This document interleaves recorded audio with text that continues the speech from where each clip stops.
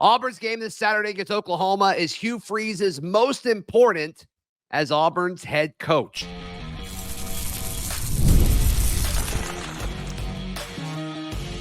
You are Locked On Auburn, your daily podcast on the Auburn Tigers. Part of the Locked On Podcast Network, your team every day.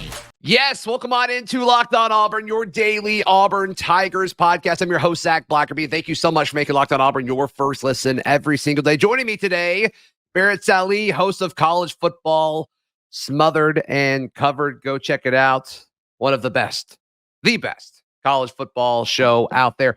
Barrett, I think Saturday's game, when Auburn hosts Oklahoma, it's Hugh Freeze's most important game since he's been named head coach at Auburn University. Yeah, I think that's fair. You know, after what's gone on the last, 3 games, and Payton Thorne getting benched and then Hank Brown getting benched, and the fans just frustrated that the reason he's there is the offense. The reason he's there is to create Bo Wallace or Chad Kelly or Malik Willis, and he hasn't done it. In fact, the things that he was addressing this offseason really haven't even come to fruition. The offensive line hasn't been great.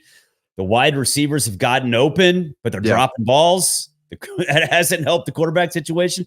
And so now he's bringing out comments about Sam Pittman and how they would have beaten Arkansas 9 times. No, you wouldn't. Like, turnovers are part of your DNA, right? You can't just sit here and say, you can't, there ifs, ands, and buts. Like, if my hair wasn't falling out, I'd be pretty good looking. I'm not, because my hair's falling out. Like, it's the same thing.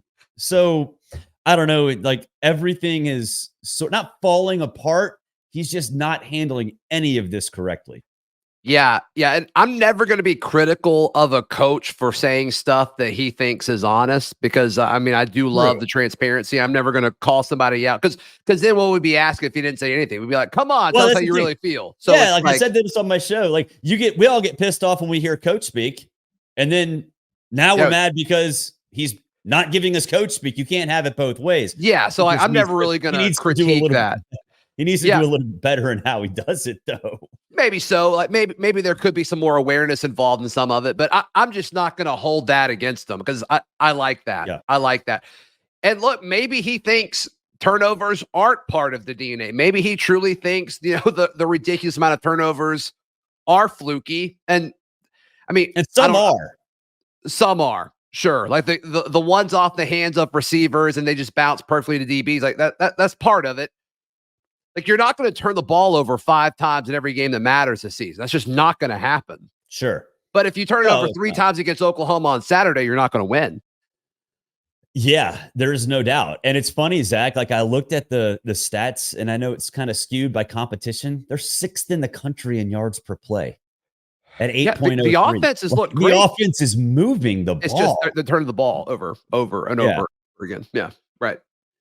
Which is kind of weird, because so many times, like, the issues last year were 3 and out after 3 and out after 3 and out. And you do see spurts of the game, like against Cal and then some against Arkansas, where like the 3 and outs were a problem, but that hasn't really been that's not the identity of this offense. That was the identity last year, is like, you're just not going to get a first down in most of your drives. This one is like, you're going to get a first down or 2. And then it's like, please just hold on to the football. And Oklahoma, we've seen Hugh Freeze put together in these games that matter more than others. Georgia last year, Ole Miss last year, Bama last year, 100%. We've seen them put together these game plans that put them in a situation to win, and then they either choke or something ridiculous happens. I think he's perfectly capable of putting together a solid game plan to win on Saturday. It's just, can they execute? And most importantly, can they finish a game, Barrett? Yeah. And, I think the one saving grace is that the defense is going to keep you in every game. And when you're going into a situation with like that Oklahoma has, which it basically, Oklahoma and Auburn are the same team, right? Defense has been good. Sure. Quarterback situation is a mess, and you're trying to find a way to make it work. Mm-hmm. So it might just come down to which defense causes the key turnover wherever it is. But, I think in this game, you mentioned that it's the most important game of Hugh Freeze's Auburn career. That's exactly why, is that these two teams are basically the same. Something's got to give. And if it's Auburn, if Auburn can't get the job done at home against a team that's basically the same, what's going to happen moving forward? What do you do? Yeah, there's not an answer to it at that point. Nope, you're right. You're right. And to me, like, the other part of this is Auburn has a prime opportunity because Oklahoma has a number next to their name. This is a ranked team, and they don't look like a ranked team. They don't feel like a ranked team. But Auburn hasn't beat a ranked team since they beat that Ole Miss team forever ago when Lane Kiffin went for it on fourth down like 35 times in the second half. And this gives you a prime opportunity to end that streak. Yes, we've beat a ranked opponent. Should Oklahoma be ranked? Are there 25 teams in college football better than Oklahoma? I think so. But that doesn't matter. That stat goes away if you win on Saturday. And I think that's a big deal, Barrett. Yeah, it is. It's kind of built on quicksand to an extent, like you said. But here's at 3-4 weeks into the season, based on who's had a bye week and who hasn't, who deserves to be there if it's not Oklahoma, right? Like, that's the thing, is they still have a fantastic defense. We've seen it. Now, I'm a firm believer that Tennessee took its foot off the gas relatively early, and I think it's because Josh Heupel wanted to maybe end some of the issues that maybe have followed him from his Oklahoma days. But I always say, like, when we say some teams overrated, well, who deserves to be there? And Oklahoma has a stellar defense. So that part of the equation, that part of the team is maybe deserving of being ranked. And, so is it built on quicksand? Maybe a little bit, but by the end of the season, Oklahoma might be 8-4 and riding its defense to that point. I mean, that's not bad, right? Yeah, like 8-4 with Oklahoma's schedule. I mean, they were kind of dealt a pretty tough hand in their first year in the conference. If they go 8-4, and they can do that. That's a dang good team. And they can do that no matter what their quarterback situation looks like, because, I mean, that defense is going to keep them in every game. I firmly believe that. Right. You're right. You're absolutely right. All right. So how does Auburn fix these turnover problems? Is it who they put in at quarterback? Barrett, your thoughts on that in just a moment, right here on Locked On Auburn. Today's show is brought to you by Roy. Roy stands for Return on You, and it's a new platform that lets fans make contributions directly to their favorite athletes. You can download Roy for iOS or Android and enter referral code LOCKEDON, and you'll automatically be entered into a sweepstakes to win $5,000 in cash. No purchase necessary, void where prohibited.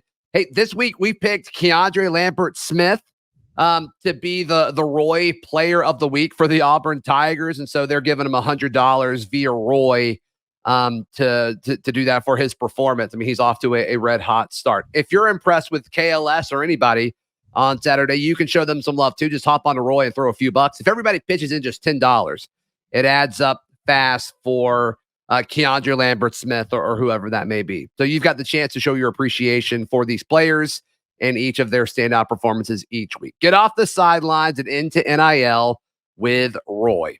Today's show is also brought to you by our friends at LinkedIn Jobs. When you're hiring for your small business, you want to find quality professionals that are right for the role.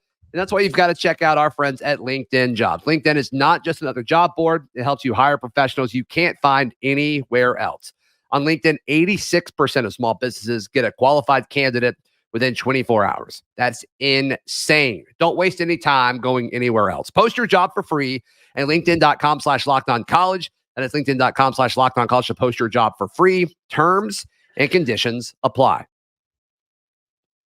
Barrett Sallee, before we kind of go any further with this discussion with Auburn and Oklahoma, give folks an update on what's happening at college football Smothered and Covered, because you are rocking and rolling over there. Yeah, just had Eli Drinkwitz, Missouri head coach, on that went up on Wednesday morning. He is He's a great dude, man. He is awesome. Talked a little bit about the hot start, talked a little bit about the disappointments. He's actually very disappointed in certain aspects of his team, despite the 4-0 start. In fact, I thought their offense would be better at this point. Yeah, he thought his offense would be better. And even though the defense has been fantastic, he's actually disappointed in a lot of things with his defense. So we talked a lot about that. They got the bye week this week, Texas A&M coming up next week. And then we'll have Gus Malzahn on the show. Auburn fans, of course, know him a little bit. Gus and I are good friends, so we'll have him on Thursday. And, they play a team. I don't know, Zach, if you heard about this guy named Deion Sanders, I think is his name. Yeah, nothing screams Big 12 matchup like UCF and Colorado. Right. Yeah. So we'll talk a little bit about that matchup. We'll talk a little bit about his time at Auburn. And I mean, really, like, I don't know, man. Like, I know you guys, know Gus very well. And obviously I went to Auburn, so I know Gus really well really well as well. That UCF team's actually really, really good. He's got them rolling. Yeah. Nobody's talking about them. So, maybe when the entire world watches Colorado this week, God, they rate so well. So the people will see UCF this weekend. And so we'll talk a little bit about that as well. Yeah. And just to tie this back to Auburn, like Kobe Hudson on the year, 13 catches, 2 touchdowns, 310 yards. He's averaging 23.8 yards a catch. Kobe Hudson, who is a natural wide receiver, I mean, he's cooking right now. Yep. And so, and then, and KJ Jefferson really isn't. Like, he's been okay. I kind of forgot KJ Jefferson was there, actually. Yeah, well, that dude, RJ Harvey, that running back, man, he is legit. Yeah. So, be sure to subscribe to College Football Smothered and Covered to hear all these great interviews with Barrett. Who would you start at quarterback on Saturday, Barrett? I mean, it seems like it's Payton Thorne. Is that what you would do? Well, Deuce is there all the time, so maybe just bring him out of the recruiting building. Just got to flip. Let him flip first. Yeah, right. Yeah. So I don't even know if he's going to be there this week, but he seems to have an apartment there already, and it might be in the football complex. But I mean, I'd start Payton Thorne. Look, he's more mobile. You can be creative with him. I feel like he's not going to be the guy who forces it, which is relative, right? Because he does force things, but in the grand scheme of things, he might be the one that actually takes heed of the advice. Like, bro, let's chill out for a little bit. And, maybe he's able to get through these receivers and, continue to just rely on them, even though, and when they're getting open, like, trust them to at least hold on to the football. So I would start Payton Thorne. It's a big Oklahoma's defense is so good. If you start Hank Brown, that defense you're asking him to do an awful lot, and you might kill the kid's confidence. So I'd start Payton Thorne. Make sure Hank knows he's going to be a part of this if things go south. But I just don't see how you could start him. Do you think this is a situation where, like, if they do beat Oklahoma on Saturday, which I do think is possible, it's possible. I'm not picking Auburn by any stretch, but like, I do think if they take care of the football, they will win this game. I'm not ready to predict that they're going to do that. But is this a thing where, like, if you beat Oklahoma, does this fan base wants to be fired up so bad? Barrett, they want to get juiced and excited for this program so bad. Do you think if they beat Oklahoma, a lot of people will forget about Arkansas and Cal, or is this kind of going to be something that they hold on to for the rest of the year? I think it's going to be something they hold on to unless they put up like 40 points, right? Unless you actually see that what Hugh was hired for actually is coming to fruition. Yeah. And to do it against a good defense, that'd be something that lingers. That'd be something that, people remember for a long time and see that, okay, yeah, the Georgia game might not go the way that you want, but it's Georgia, Mulligan. Okay, whatever. Let's see what happens moving forward.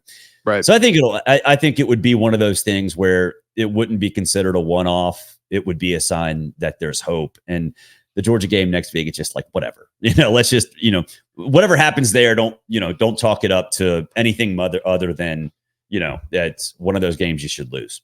Yeah. I mean, nobody very few people were expecting you to go in there, even when you thought this team was going to be better than it is, and win that game. So like, let's don't change expectations now for that one. Who do you pick? Who are you picking between Auburn and Oklahoma on Saturday? Man, I haven't actually gone on the record yet, but I think I'm going to go Auburn. Let's go. It's a road game for Hawkins. The offensive line for Oklahoma is terrible. I just feel like in terms of quarterbacks who could be rattled, okay, let's just say Payton Thorne's the starter for Auburn. Okay. Do you think he's going to get rattled more than Michael Hawkins? The answer to me is no. No. And so I hate that I have to pick. Like we all have to pick this game. Yeah. It's one that, like, Zach, even if you gave me a free $100, I wouldn't go to Vegas and invest it. I'd be like, no, let's not do this. This is just a terrible, terrible idea all around. I'll tell you what, though, the line is Oklahoma just 2.5. It really screams like a similar thing to Cal being a 2.5 point favorite when they went to Tallahassee last week. Yeah.